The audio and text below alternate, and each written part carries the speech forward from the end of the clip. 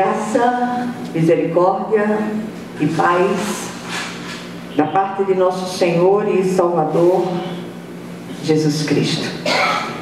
Hoje nós vamos abrir nossas Bíblias no livro do profeta Chorão, Jeremias. Jeremias capítulo 29, vamos ler do versículo 10 ao 14. Eu já transcrevi aqui para o meu texto. Diz assim a palavra do Senhor: porque sou eu que conheço os planos que tenho para vocês, diz o Senhor, planos de fazê-los prosperar e não de causar dano, planos de dar a vocês esperança e um futuro. Então vocês clamarão a mim, virão orar a mim e eu vos ouvirei. Vocês me procurarão e me acharão quando me procurarem de todo o coração. Eu me deixarei ser encontrado por vocês, declara o Senhor, e os trarei de volta do cativeiro. Eu os reunirei de todas as nações e de todos os lugares para onde eu os dispersei, e os trarei de volta para o lugar de onde os deportei, diz o Senhor. Amém? Amém. Vamos orar.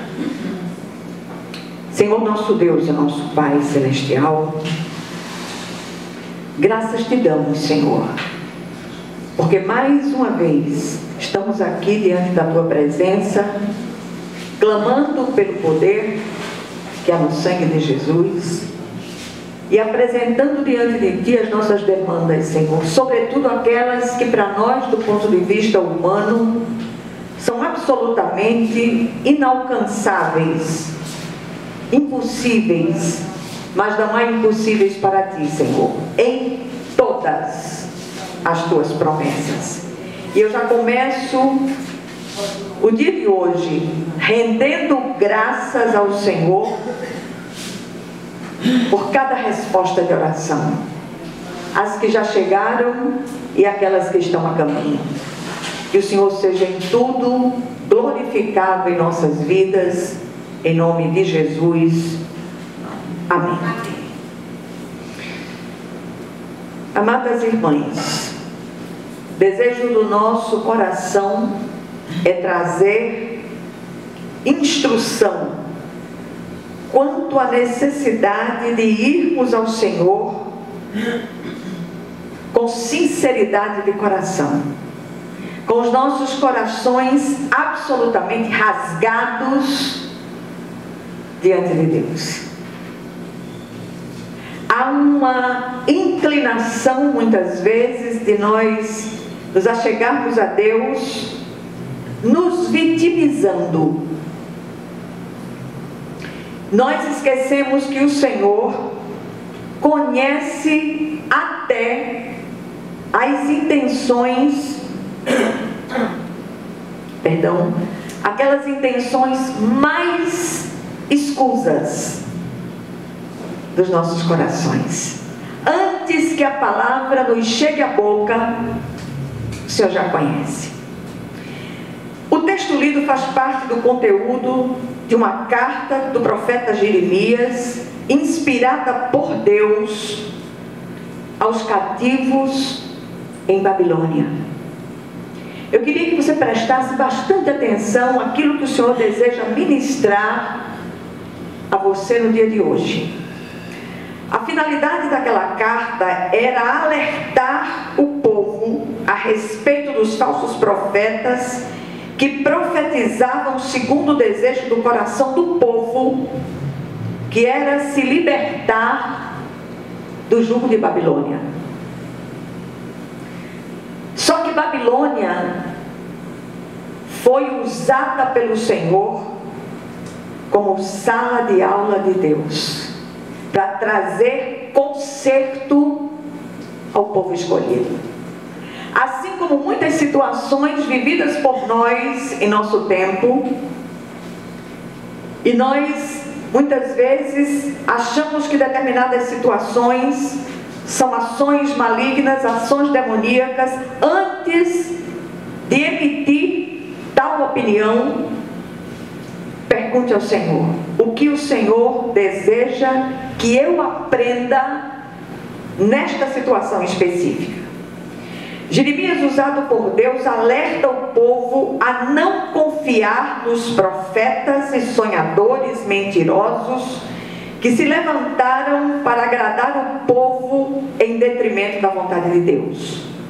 No livro de Naum, capítulo 1, versículo 3, a parte B do versículo, aquele profeta traz uma revelação tremenda para o povo de Deus. E ele diz: o Senhor tem o seu caminho na tormenta e na tempestade, e as nuvens são o pó dos seus pés. Eu creio de todo o meu coração que nunca esteve tão próxima a vinda do Cristo. E o Senhor está trazendo consertos na vida dos cristãos contemporâneos, daqueles que verdadeiramente são cristãos. Porque frequentar simplesmente uma igreja, se filiar à membresia de uma igreja, não faz de ninguém um cristão. O que faz de nós cristãos é Cristo plasmado em nós. Hoje nós vivemos um tempo em que nunca se viu tantas pessoas tatuadas.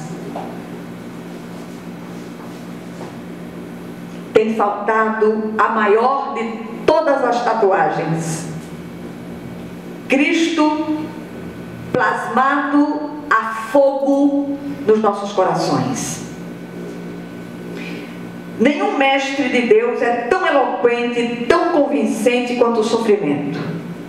Vivemos em um tempo em que é muito comum as pessoas buscarem os gurus da atualidade com suas profetadas e seus revelamentos, com o propósito de fazê-las fugir do sofrimento. O resultado desse tipo de busca é decepção e fracasso.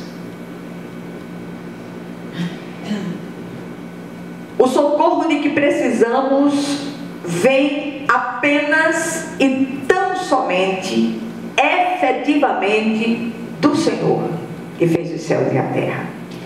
Precisamos ficar espertos e não dar ouvidos aos profetas e sonhadores que se levantam como pedras de tropeço à vontade de Deus. E ai daqueles que tentam fugir de determinados estreitos, quando o Senhor permitiu que eles entrassem naquele estreito com o propósito disciplinador para ensinar algo precioso. Se a dificuldade fizer parte do plano de Deus para nossas transformações, então não tem jeito, passaremos por elas sim. O texto lido nos traz 3 revelações quanto aos propósitos de Deus para as tempestades da vida, as quais inevitavelmente passaremos. Primeira revelação: a tempestade, a dificuldade, a tribulação tem prazo de validade, tem tempo para acabar.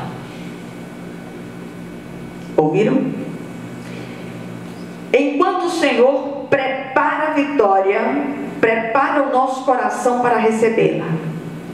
Enquanto não se cumprirem os dias determinados para que sejam consolidadas as mudanças em nossos corações, nada acontecerá. Esse tempo, de certa forma, é determinado por nós. Como assim? Você pode perguntar. Quanto mais nos endurecemos, mais a vitória tão esperada será postergada. Não adianta os mestres da autoajuda e os gurus tentarem dizer o contrário, nem profeta, nem visionário, nem prognosticador propósito de Deus se cumpre, porque Deus é Deus. E Ele começou uma boa obra em cada um de nós. Sim, porque eu me coloco no meio desse mover de Deus, para que eu seja trabalhar. Doidinha para ficar pronta, estou eu. Então nós precisamos nos deixar ministrar pelo Espírito de Deus.